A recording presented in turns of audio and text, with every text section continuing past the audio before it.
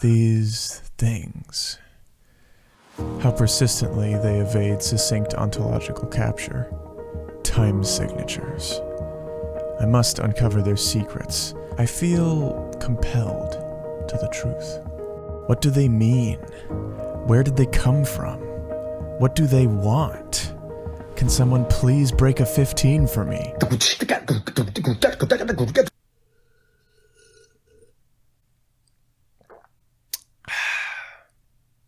Orange juice. Just right. Have y'all noticed that time signatures are confusing as How to tell bottom number of time signature? Like, if I'm hearing 2 notes per beat, how can I possibly tell if it's a half, quarter, or eighth? I'm so confused. I've recently started studying time signatures, and while I understand the top number, I can't figure out the difference between, let's say, 2-2 and 2-4. I'm confused because I figured that 4-4 time signature meant that every measure had to have 4 quarter notes exact. I don't understand the bottom number of time signature. The bottom number is literally just a conventional notation. What is really the point? This is true of simple numbers. I don't really see the pros of changing the bottom number. There's no rhythm. You can either every single note value be 1, 2, 3, 4. I can't understand the bottom number on a time signature. Okay. So, Wikipedia defines time signatures thus. A time signature is an indication in music notation that specifies how many note values of a particular type are contained in each measure. Now, this is pretty good. I would make one small adjustment, which is to say how many notes of a certain value fit into a measure, because these people were confused by the idea that there need to be exactly the note values specified, and the image on the Wikipedia page doesn't help with that. So one small tweak, but more or less, that's pretty good. When we talk about note value in our Western rhythmic notation system, we're talking about this being a value of 1, and then this note is a value of 1/2. So this will always take half as long as this, and this will always take a quarter as long as this. Now, when I was taught time signatures, when I was learning to read sheet music for the first time when I was 8 years old taking piano lessons, and then later when the orchestra teacher in elementary school was teaching us about time signatures, I was taught them with a very particular verbiage. I was told that the top number is the number of beats in a measure. The top number indicates how many beats we have per measure. How many beats are in each bar of the music? How many beats are in a given measure? How many beats are in the measure? And that the bottom number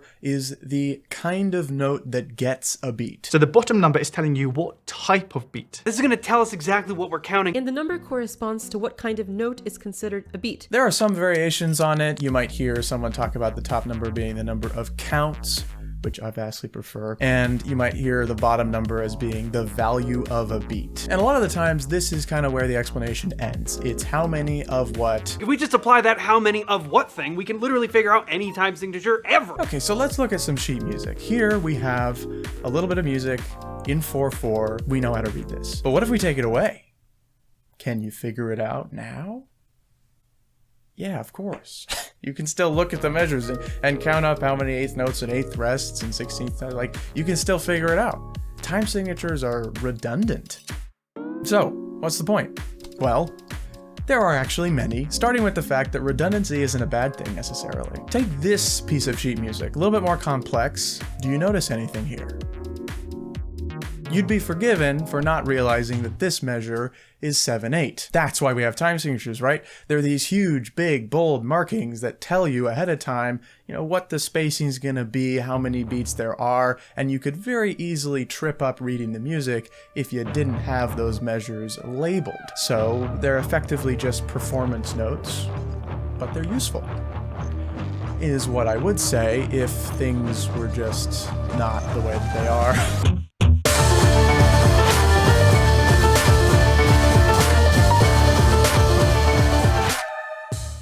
Okay, I will stop teasing. Here are the lies. We will cover the truths behind each of these as the video progresses, but, if you've been in music for a while, if you've been reading music for some number of years, you'll have gotten through this stuff and you're fine, right? These are mostly helpful lies told to beginners. They're simplifications in a way. Yeah, sure, the top number actually is the number of beats in a measure when all you're reading is 4/4 and 3/4, but then something as simple as 6/8 already breaks that. 6/8 has 2 strong beats in a bar, not 6, but 2. So you already have to go, well, we lied to you a little bit. It's not exactly the number of beats per measure because 6/8's not like that. And it's like 6/8 is not some crazy obscure time signature like there's tons of popular music and classical music in 6/8. Some people will say, there are 6 beats. There really are 6 beats in 6/8.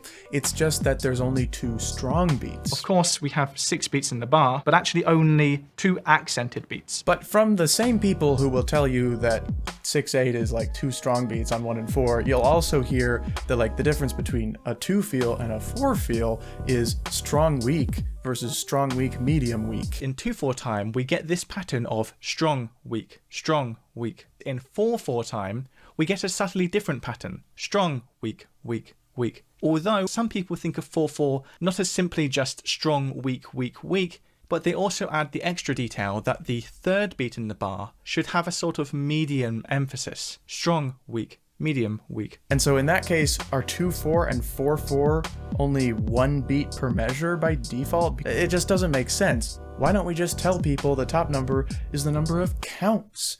Because in 6/8, even if you're feeling 2 beats, you still usually count it 1, 2, 3, 4, 5, 6, right? So counts, why not? I don't know. I'm not a music teacher, okay? So take that with a grain of salt. When it comes to like early time signature education, I don't have any experience in that realm, but it's really strange to me. I guess the experience I have is that I was taught time signatures, and I also like just see people ask these questions all the time online, and I'm just like, I feel like we could avoid this.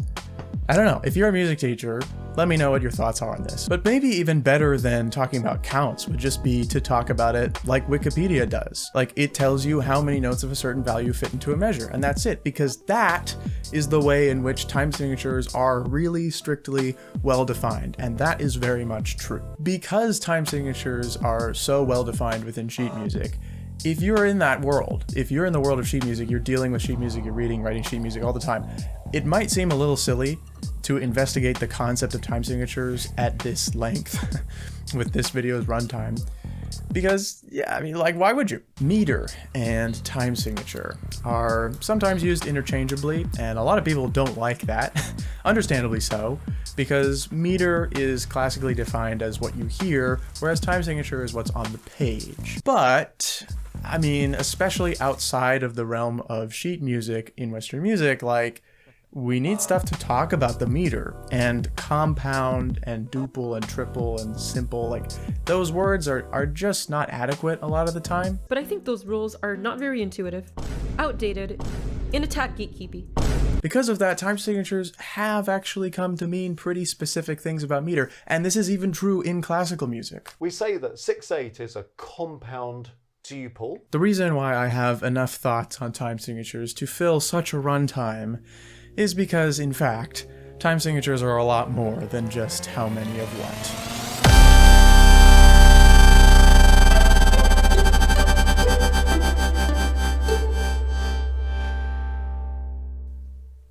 What is music? That's the first question that we can ask in music theory, right? It's kind of like the highest level of abstraction within music theory before you exit music theory on the way up. Like, here's the thing, is it music? So something can be music or not, and then if it is music, it might have rhythm. And if it has rhythm, it might have some kind of meter. Now let's talk more about what meter actually is. A meter is basically kind of an implied regular rhythmic structure. So it's not necessarily the exact rhythm that is actually being played, but it's some sort of more regular thing that you kind of hear everything relative to. It sounds kind of strange to talk about that. Like, why would we invent this whole implied ghost rhythm thing? Why not just talk about the rhythm that's there? But it turns out that meter is very, very core to how we feel music. I'm not going to get into the weeds about that stuff in this video, but Adam Neely has several good videos about this stuff. His speed limit video from about a year ago, you should go watch that if you want to know more about how our bodies relate to the pulse in music. If there is a meter, then perhaps there's some kind of time signature. Now, time signatures are a Western notation concept that has maybe evolved into a Western metric concept in part. And I mean, untangling that is kind of what I'm trying to do in this video. But they are a Western concept, and so Meter, in the more general sense, is present in all sorts of musics in the world. And you know, admittedly, meter and the like classical notion of meter, that comes from poetry and that also has a Western lineage. But the general notion of like some sort of implied rhythmic structure, like that's present in most musics. Time signatures, though, are very specific to Western music. And so, like, yeah, you could think about a rag in Hindustani music as being in some kind of time signature.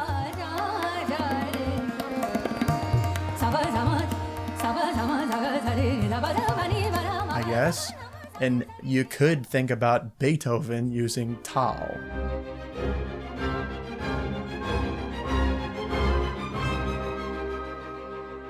So, what makes time signatures fundamentally confusing, in my opinion, is that they are potentially highly subjective at multiple levels of abstraction. There is a classic kind of rite of passage in learning about time signatures, which is confusing 3/4 and 6/8, or being confused about the difference between them. Countless people have asked, what's the difference between 3/4 and 6/8? And there are countless videos on the internet, countless music teachers explaining this to their students every day, I can only assume. It's a classic problem because 3/4 and 6/8 are two of the simplest time signatures out there. They're two of the most common time signatures out there, but they are equal to one another as fractions. And this is the main reason why people will discourage you from thinking about time signatures as fractions. Now, the classic wisdom is that 3/4 is felt as 3 beats, actually, and each of those beats has duplet subdivision. So it's like 1 and 2 and 3 and 1 and 2 and 3 and, whereas 6/8 is thought of as 2 beats with triplet subdivision. 1 triplet, true triplet, 1 triplet, true triplet. But what nobody talks about is that there's actually 2 whole halves to this confusion. The other half is people confusing 3/4 and 6/8 not in the notation, but that in analysis, in hearing stuff. People will hear stuff that's in 3 and think that it's in 6, or hear stuff that's in 6 and think that it's in 3. So I like time signatures, as you might have guessed, and I like to celebrate time signature days throughout the year. So like the day before this video goes out is going to be 5/8. It'll be May 8th. So I'll probably post something on that day about 5/8. On March 4th, 3/4, I posted an Instagram story and I asked people for their favorite songs in 3/4 time. And several people responded with songs that were in 6/8. These people were not confusing 6/8 and 3/4 because they were thinking about the same measure. They were confusing the eighth notes of 6/8 with the quarter notes of 3/4. Now, some of these were fairly clear-cut.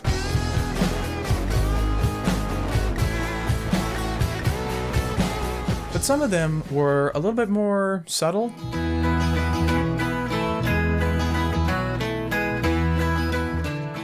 You could think of it in 3/4, or you could think of it in 6/8.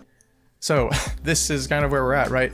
Whether a time signature exists at all is potentially subjective, and then assuming that one does, the details of the metric feel can be subjective. Like, what is the pulse exactly? How many of those pulses should be grouped together? What is the subdivision exactly? Are we actually in triplet subdivision, or is it just swung?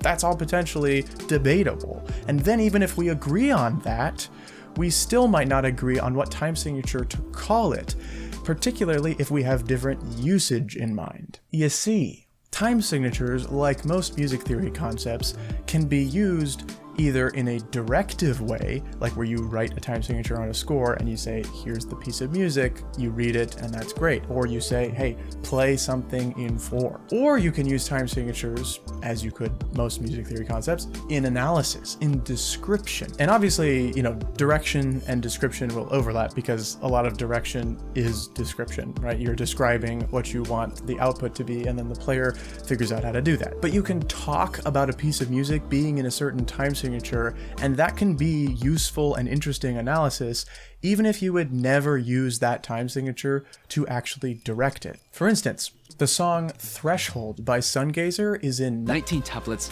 at a slow tempo of 33 beats per minute. Sounds like an odd time signature, but it's technically in 4/4.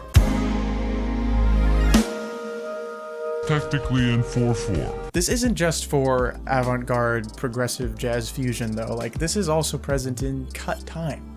You know, like what's the point of cut time in the modern day? What's the difference between cut time and just a fast 2/4? Well, there's less ink on the page. The note values, they look more different from one another. It's just kind of nice to read. That's it. That's the reason in sheet music. There's also like, you know, a history to it. Andrew Meredith has this video on meter and time signature where he showcases lots of examples of where the meter and the time signature don't really agree. I highly recommend it. The Blue Lake Overture by John Barnes Chance is the perfect example. This piece should not be written in 4/4 and is honestly made harder being written that way.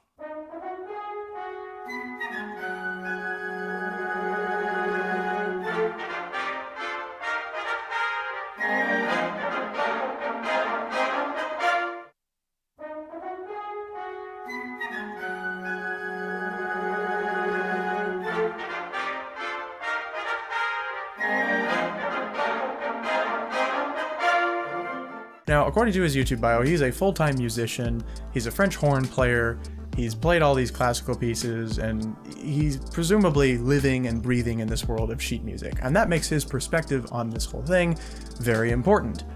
But it's not the only one. Reddit user tdammers has this great comment in response to someone confused about the bottom number. In classical music, it's almost entirely arbitrary.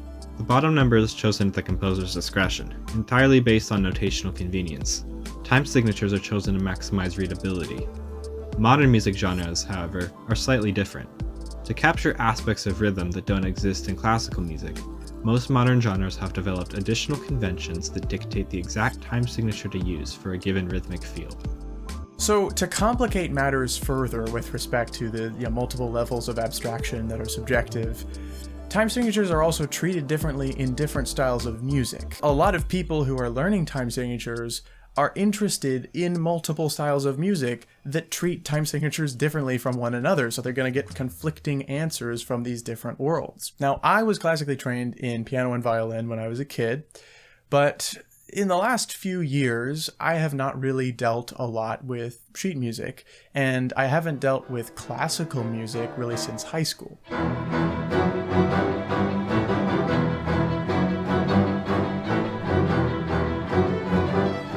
In the world that I'm in these days, which we could say is something like new jazz and adjacent spaces, it's really nice to have vocabulary in certain time signatures. If we're having a jam and you say, hey, let's play something in 7/8, then it's really nice to have some shared idea of what 7/8 is. But when it comes to sheet music, when it comes to analyzing a piece of music that was written in sheet music, trying to predict or figure out what time signature it was written in, there's just no way to do that with certainty. There's stuff out there that just is completely wild, like a really slow 3 feel that's written in 3/8.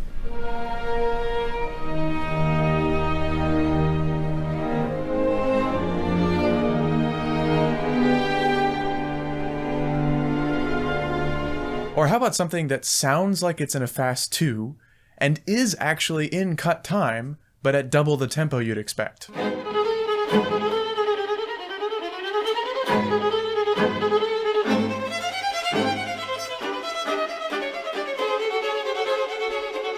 Crazy stuff, right? To have a whole note get the beat is, yeah, it's pretty unusual. Usually whole notes don't get the beat. But it hasn't always been that way. In the late 13th century, you guys like this transition? Yeah, we're going way back, baby.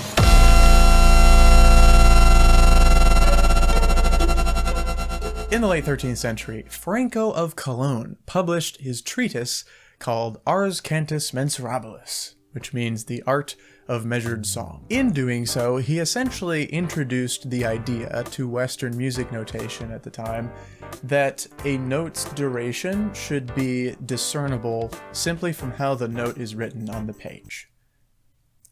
If that sounds really basic and fundamental, that's because it is. This essentially kicked off an era of music notation in Europe called mensural notation. Mensural notation. In Ars Cantus Mensurabilis, Franco only talks about 3 note durations for the most part: the long, the breve, and the semibreve. The semibreve would eventually, after several centuries, become the modern whole note. The semibreve, the shortest note duration that he talked about, became our modern whole note. So, Shostakovich's String Quartet 8, slowest actually. Yeah, of course not quite. There was kind of an inflation that happened with notes over the centuries up until the 17th century basically. Composers would start adding shorter and shorter note durations into their scores, but performers over the centuries, and this happened over a long period of time, but performers didn't quite keep up with how fast the notation was speeding up, so all the notes kind of got longer over time. Good old Franco described notes as either perfect or imperfect in the treatise. The perfect longa is called first in principle, for in it all others are included, and to it all others are reducible. It is called perfect because it measures 3 tempora, and the ternary number is indeed the most perfect among numbers, for the reason that it has taken its name from the Most High Trinity, which is the true and pure perfection. Yet the imperfect longa, under the same figuration as the perfect, signifies 2 tempora only. So yeah, there's a lot of myths around the effects of religion throughout music history, but in this case, it's legit. The Trinity, the Holy Trinity, that's why perfect meant subdivided into 3. Now, by the 15th century, the long had become pretty much always imperfect. It was assumed to be imperfect. But the breve and the semibreve, those could still be either way. They could be perfect or imperfect. In order to mark whether these notes were perfect or imperfect at the beginning of each piece, a simple representation method was devised. The tempus was marked with a circle. If it were complete, it meant that it was perfect, that is, each breve was made up of 3 semibreves. And if it were incomplete, a half circle, it was imperfect, made of only 2 semibreves. Then the prolatio, if it were perfect, was marked with a dot, and it meant that the semibreve was made of 3 minims. The absence of a dot meant that the prolatio was imperfect, with only 2 minims in each semibreve. Thus, as can be seen in this diagram from Pietro Aron's treatise from 1523, 4 central mensurations were established. These 4 symbols are essentially the ancestors of time signatures, and one of them in particular, which you might have recognized, became the symbol for common time, or 4/4. So contrary to popular belief, it's not a C because it stands for common time.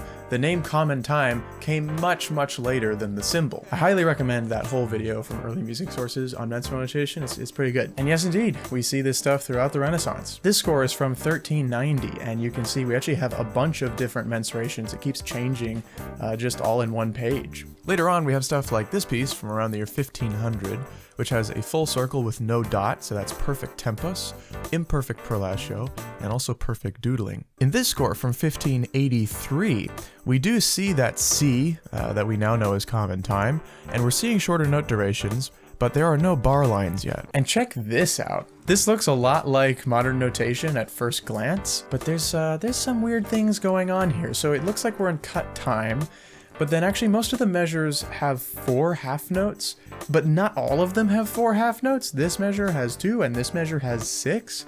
And then the clef, what's going on with that? And then this staff has 8 lines instead of 5. It's a bit of a fever dream of notation, but this is from 1601.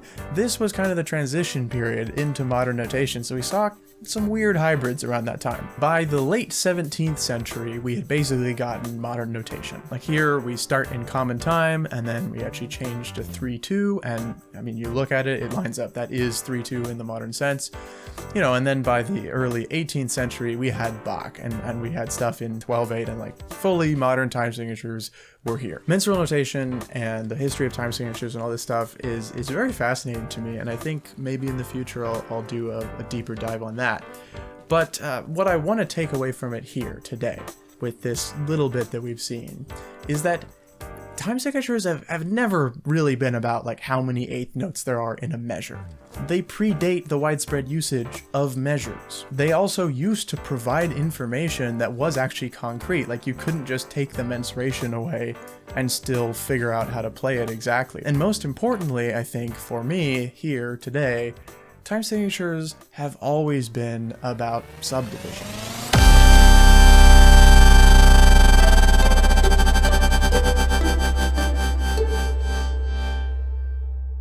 All right, so bear with me and stick around for the caveats, but let's do some music theory. First, I want to visualize meter with something I'll call a metric tree. Now, independently from me, Music Representations also came up with this idea, and that YouTube channel has a bunch of shorts where they break down mostly Meshuggah songs with metric trees. And also a little bit before either of us, there was Johannes Vechulis in the 14th century. He also did something like a metric tree. And what's nice about a metric tree is that it can represent the meter in a pretty great amount of detail. We just kind of have to say like which layer on the tree is the pulse, and then we have an idea of how that pulse is subdivided, how those subdivisions are subdivided, if there's multiple layers of that, and also of how the pulses are grouped, and maybe even the hypermeter above that. So an easy example would be something like the breakdown of Does She Know off of my latest album.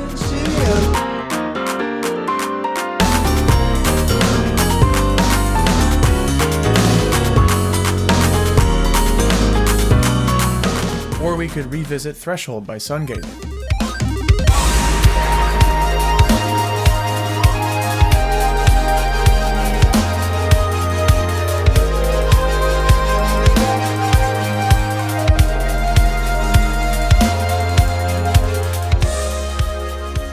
I want to propose a system for taking a time signature and computing the possible metric trees based on that time signature. And sometimes there will only be one possible metric tree, which means you have figured out that time signature. If there are multiple, then you at least have narrowed down your options, and this will, I think, codify a lot of the implicit rules that we have for what time signatures mean for meters that have not previously been codified. The log base 2 rule. So our rhythmic system in the modern day is dyadic. It is base 2 to the core. When we talk about note values, by default we have the whole note and then we have the half note, quarter note, eighth note, 16th note. These are powers of 2.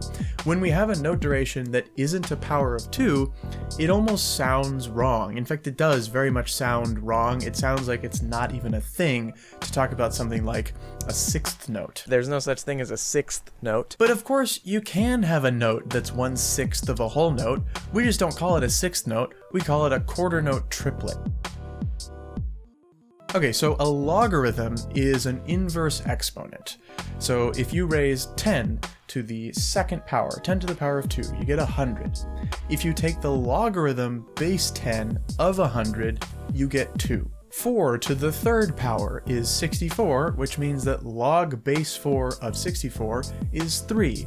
A logarithm with a certain base tells you what power you need to raise the base to in order to get the input to the logarithm. So log base 2 is asking what power do I need to raise 2 to in order to get the number. So for the number 8, log base 2 of 8 is 3 because 2 to the 3 is 8. Okay, so the short version is this. Log base 2 of the bottom number of a time signature minus 2 is the layer of subdivision that the top number counts. So if we had something like 3, 4, log base 2 of 4 is 2, minus 2 is 0. 0th layer subdivision. It's just the beat, it is directly the pulse, and what do you know, typically in 3, 4, that is true. How about 6, 8? Well, log base 2 of 8 is 3, minus 2 is 1, which tells you that the top number is talking about first layer subdivisions. And wouldn't you know, 6, 8 is talking about first layer subdivisions. Now there's an important step here. If you have multiple options for how to group the subdivisions, any options that could be expressed with a simpler time signature can be discarded. This is a base 2 system, so by default, things subdivide into 2. So when we talk about 3, 4, yes, there are 3 pulses, but also by default, it's subdividing into 2, which means the metric tree for 3, 4 by default looks like this. Now this means that if you have 3 2s, that's actually 3, 4. And so when you look at 6, 8 and you say, okay, so there's 6 subdivisions, how might those be grouped? Well, there's only two ways to group 6 subdivisions. You can do 2-2-2 or you can do 3-3. Well, 2-2-2 is already taken by a simpler time signature in 3-4, which means you only have one option for what 6-8 can mean, and that is 2 3s, 3-3. Now, let's get specific about what these layers of subdivision mean.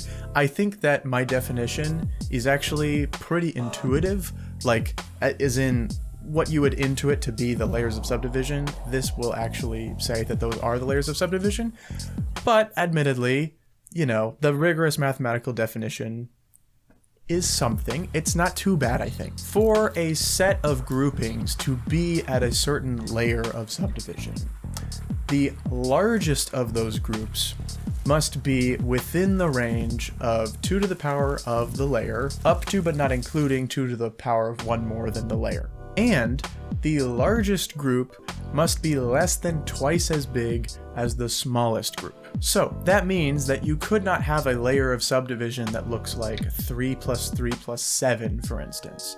The largest in that group is 7, and 7 is within the range of 2 to the 2, because 2 to the 2 is 4, up to but not including 2 to the 3, so that would be 4 through 7. So 7 is in that layer.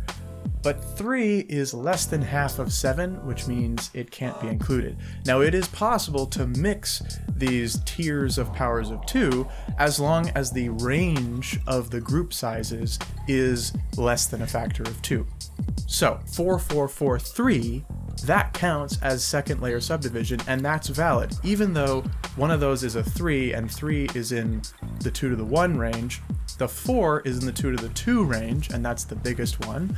And there is less than a factor of 2 difference between the largest and smallest groups, which means 4443 is a valid second layer subdivision scheme. So another thing you could not have, for instance, is a layer that goes 2 2 2 1.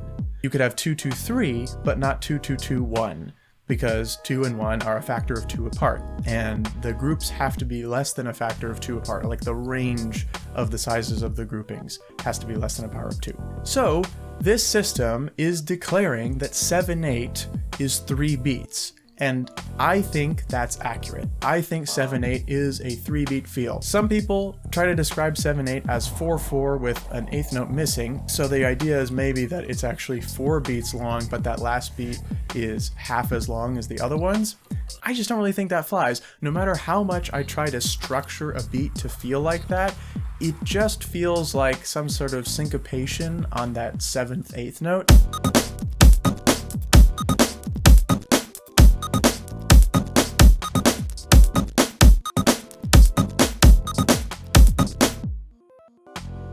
So this might all sound pretty complicated. Maybe it is, but I think we get a pretty good bang for our buck here. I think this system describes a lot of time signatures, a lot of big, complex, odd time signatures very well. Where the log-base-2 rule really shines is with over 16 time signatures. So check this out. This is 1516. Log-base-2 of 16 is 4, minus 2 is 2, so we're talking about 15 second layer subdivisions. So there are a bunch of ways to group this. Now, because the 15 is the second layer, even when you've decided that you're doing, say, 654, for instance, there are still multiple options within that. One thing we cannot do with 1516 is group it as 5 triplets. 3 3 3 3 3 would be a first layer subdivision grouping, since the largest is obviously 3 and 3 is a layer 1 division. This judgment is in fact very precedented with the classical notion of 6/8, 9/8, and 12/8 being 2 3 4. So naturally, if you had 5 triplets, it would be 15/8. This also has the implication that the does she know breakdown could be called 21/8 because it's 7 3s. That seems a little out there, but honestly, I'm kind of fine with it. Like, yes, you're probably going to need to specify that it is 7/4 in triplets, but you kind of have to do that anyway, right? Like, you even do that with 12/8 a lot of the time. Now, another really nice thing that log2 illustrates for us is that there is a big difference between odd time signatures with regular versus irregular pulses. Now, I think it's worth noting that a lot of the times there can be ambiguity between these feels in one piece of music. Like we talked about earlier, the details details of the meter itself can be subjective. It's very easy to fit like a 7/8 groove over a 7/4 groove and have them both be playing, and your ear might latch on to either, but what I'm saying is that in this case, there's two very different feels that you can hear in the same piece of music, but they are still different feels. Does She Know is definitely the main odd time tune on chamber music. It goes through a bunch of odd time signatures and it metrically modulates from one to the next and all that, but it's really danceable, and not just if you're from the Balkans, because while I change up the subdivision and the groupings of the pulse throughout the track, the pulse is actually a totally consistent 165. Contrast this to, for instance, the opener track on the album, Natalie Has Never Tasted Anything Other Than Mustard, which is in some kind of 11, probably 11/16.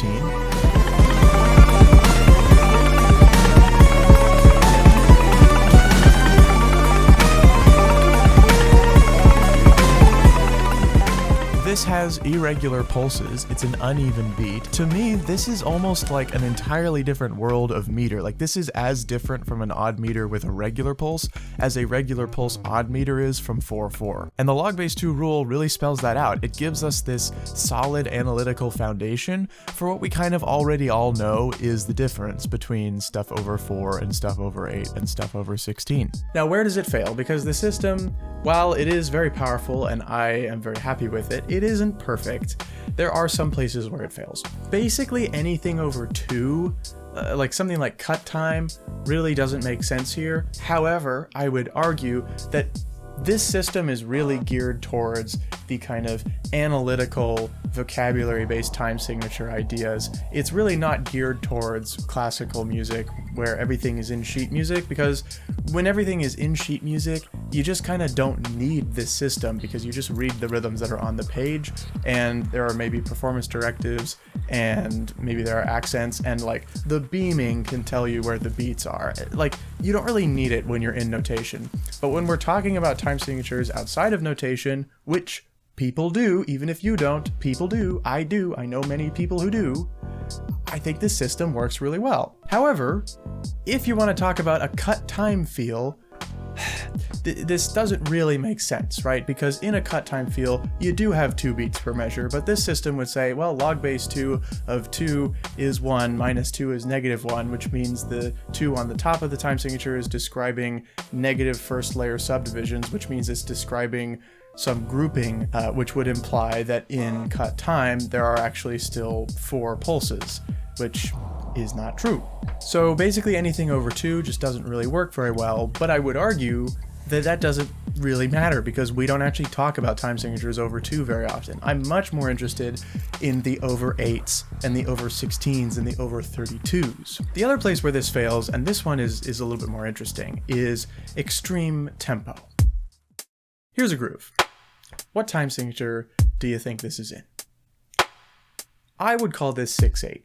And I think most people would call this 6/8. It's a slow 6/8. Like, that's what this is. If I tell a drummer, or if I'm drumming and someone tells me, play a slow 6/8, this is basically what is going to be played. Now, this is so slow that based on the traditional notion of 6/8 being a 2-beat feel with a triplet subdivision, it just doesn't actually work anymore, right? Like, there's no way that you're actually feeling 2 beats in this cycle. You really are feeling 6 beats, but the structure of this beat, or the vocabulary being used, the kick drum, 2 hi-hats, snare drum, 2 hi-hats, that is quintessential 6/8. I'd like to call this something like conceptual inertia. The idea being that when you have a structure that is really quintessentially a certain concept, you have this beat, which is really quintessentially 6/8. Even if you speed it up or slow it down such that the pulse that you feel changes, that structure is just so 6/8 that you're just going to add a qualifier onto it instead of calling it something else. So we're not going to change to calling it 6/4, we're just going to call it slow 6/8. This also occurs on the other end, of course, when things get fast. There's countless examples of pieces that are written in 3/4, thought of in 3/4, but that are so fast you're really feeling 1 beat per measure, or double time swing. you're not feeling the pulse, you're not dancing to the 260 BPM pulse. You're dancing to half of that, right? And so in these cases of extreme tempo, yeah, I mean, this system kind of breaks down a little bit. But I think that's fine, because where the system really shines is in odd time, is in these big, complex time signatures. But supposing that this system is actually decent, which I think it is, you know, this is an Andy Chamberlain video. We gotta put some numbers in here that don't belong.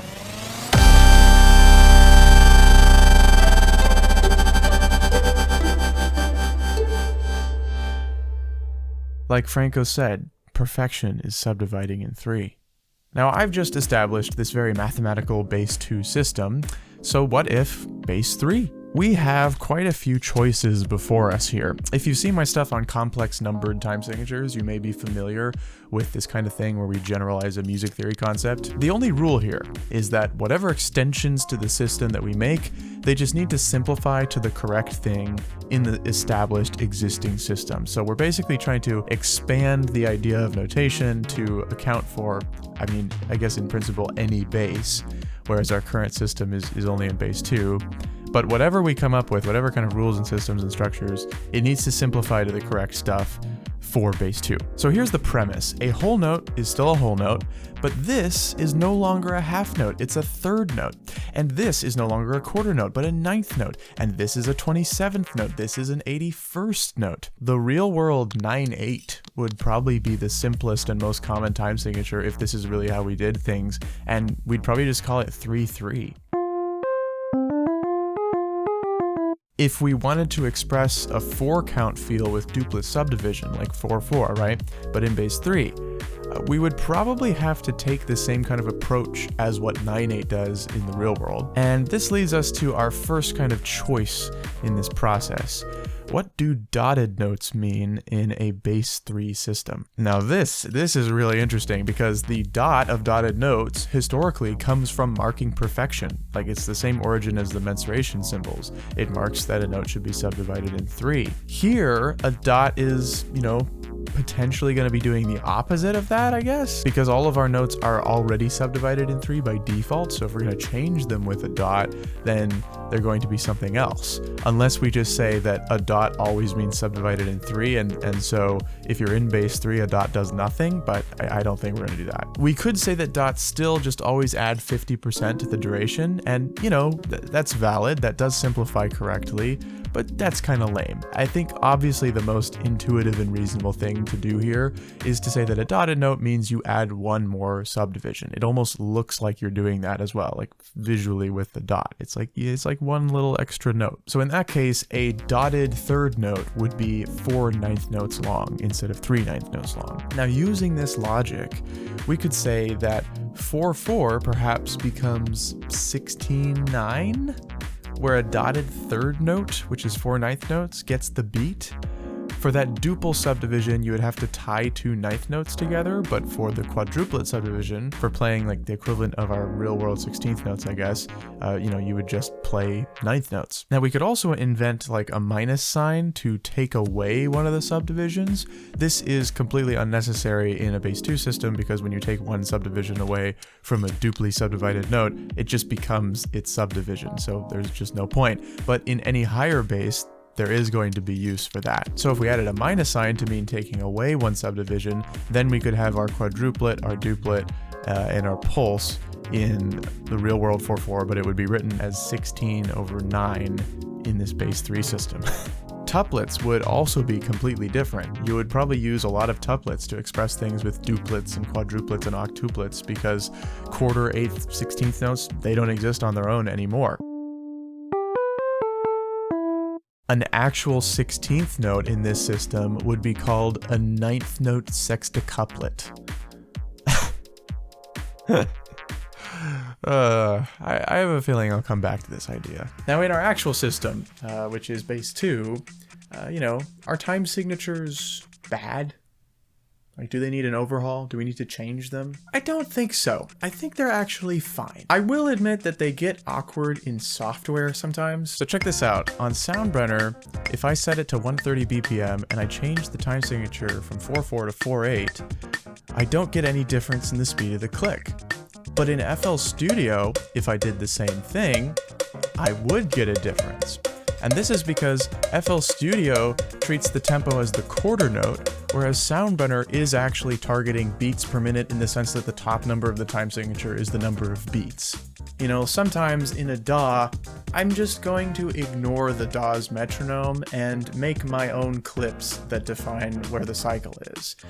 That's just how it goes. And sometimes, if a metric field is really complicated, you know, you're just going to need to tell people something. You're just going to need to communicate more. But, you know, in those cases, how do we do that? Great question. I found an email that I sent to Jared Yee before we recorded Perihelion, basically like trying to communicate some of the things that we were talking about. This is Adam Neely, whom you've probably seen before if you're this deep into a YouTube video about time signatures, but just in case, he's a bassist and nerd, and one half of the progressive jazz fusion group Sungazer, along with Sean Crowder. Sungazer partakes in many an odd meter.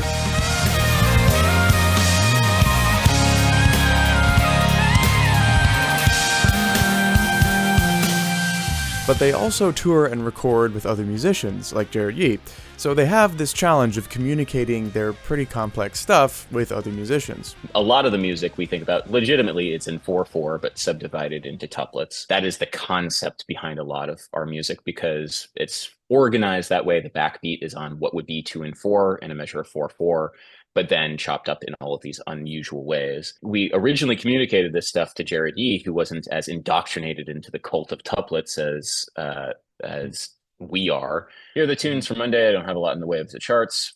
Lunar was not particularly complicated. Cytherian is really just, it's, again, the way that we're thinking of it is it's in 4/4, but in Cytherian, we were thinking of it subdivided into subtuplets. Return again.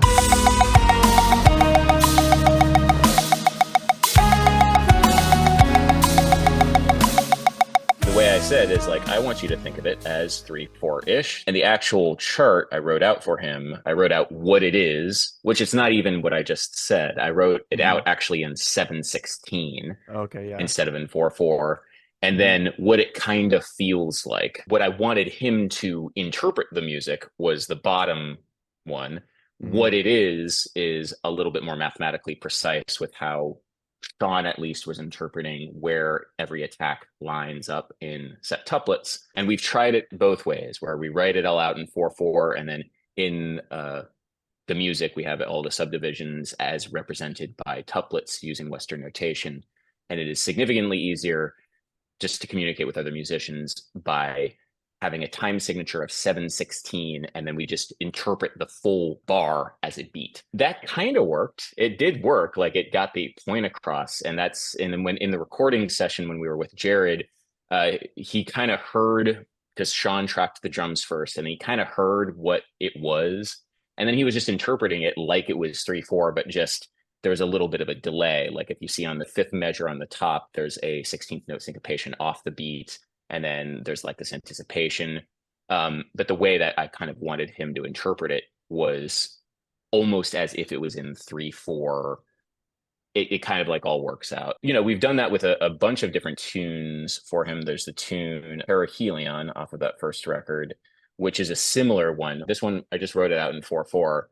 And then the melody was lay back a lot, etc. All that.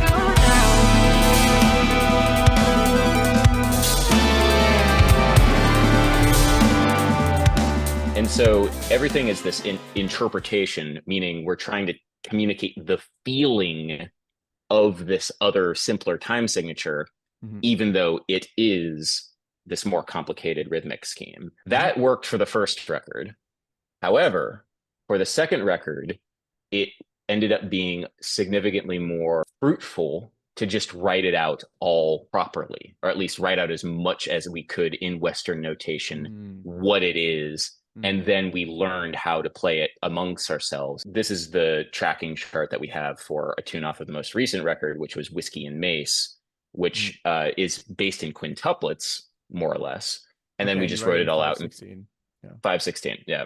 But it's by far the best way. I mean, we have these internal conversations all the time, like what it is versus what the musical impression is, or what the technical thing is if you're going to program it in Ableton Live, versus what the audience is feeling, like what the pulse the audience is feeling, what we're feeling. They can be very different things depending on the circumstance. Now, I also have some experience of my own communicating exceedingly odd time to others, and also to myself. In college, I wrote this chart called Untitled Odd Time Combo Tune, and there's a part of it that is in 17 as 7 plus 5 plus 5.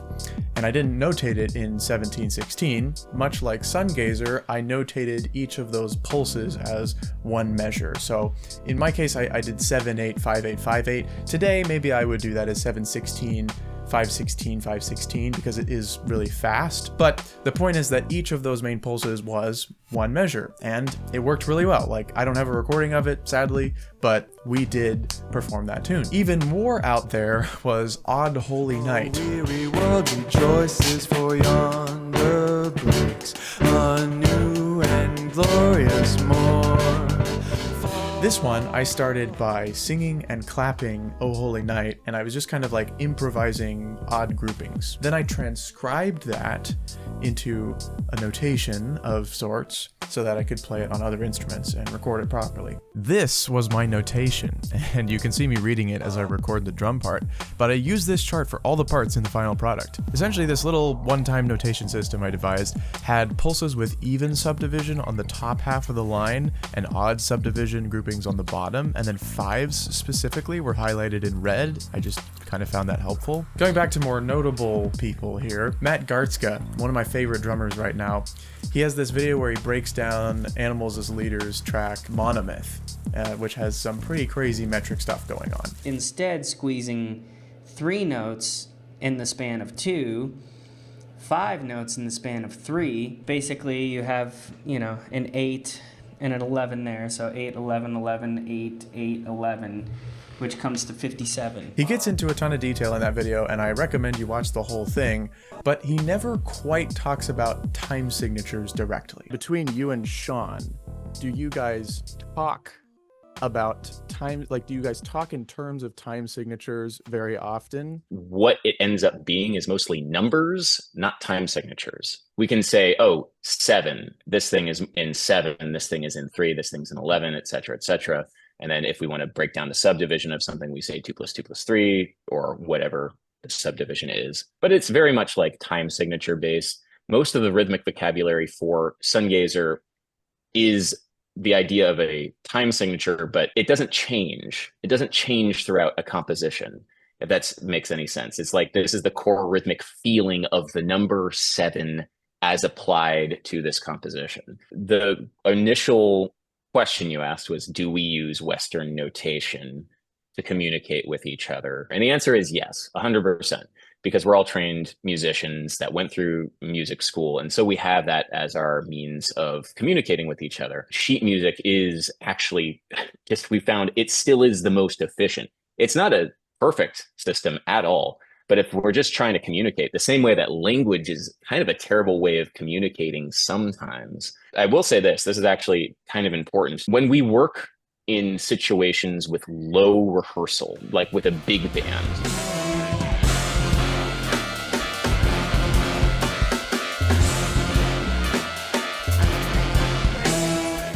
sometimes we have like extra horn players come. You better believe that I'm going to write out everything as clearly and as simply as possible using time signatures, using probably the simplified version of like 5/16, whatever the base couplet is, usually is how I approach it. But just the reading aspect, it's so much easier to just like read the simplest form of that like 5/16, 7/16. In all other circumstances that aren't like low rehearsal environments, it's just sending recordings to people. Also, by the end of the day, once you have that rhythmic vocabulary, you can hear the recording, hear like, oh, it's 5s or whatever, and then learn it by ear. And then you're much more concerned about things like pulse and on and off beats, and you're not as concerned about like how to notate it by that point. So where do we go from here? Well, there are some ideas out there about ways to augment time signatures as notation. I invented a new terminology, a new sort of way of writing out time signatures where, you normally have like 4/4. And I figured there was a number missing at the top, which is like the number of beats within each beat. Oh. So, you can have 4/4, but you can have like 5/4/4, where it's like... I love Jacob. In My Room, his debut album, is my favorite album of all time. But that idea, I don't know about that one. If you're going to have a number on top and you're going to have a triple time signature like that, I think obviously that should be about hypermeter and not subdivision. Also, if you're saying we're in 4/4 but we're subdividing in quintuplets and you're actually making a notation change to do that, like, what do you even mean that there are 4 quarter notes? Are you going to still notate the quintuplets? Or is this gonna be notated like the way that 2016 might be notated? Like, what's going on there? I don't know. He never specifies, and I've never seen anybody actually use this thing, so I don't know about that one. There's also the idea of like nesting time signatures. Braden Holmes talks about this in a video that he made called something like Why I Hate Time Signatures. Call this 2, 3, 5, 5, 16. And now we're starting to see a problem. We're starting to notice this kind of fractal-like nature of time that really is undefinable. That's why I find time signatures vague. I think that applying the log base 2 rule more consistently, more broadly, is a good idea. I mean, I'm proposing the idea, I'm putting it out there. Feel free to critique it, make response videos, whatever, but I'm gonna stand by it, at least for now. I think it's a good idea. I think it describes the difference between something like 15.8 and 15.16 pretty nicely in a way that we can use to talk about stuff. But, at the end of the day, when things are complex, we just need to communicate more. I do hope that this video has given you something to think about. Maybe you understand time signatures more deeply now, and maybe you understand why time signatures are confusing for all sorts of different reasons. A lot of people helped me out for this video in various different ways, so thank you to everybody listed here, and thank you to everyone watching.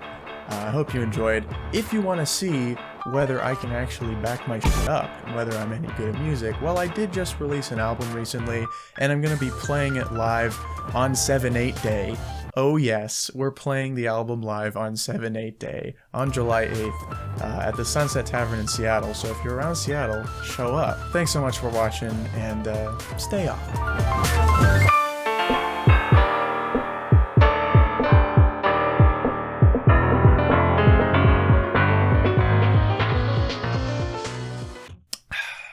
It's not really orange juice. It's just water.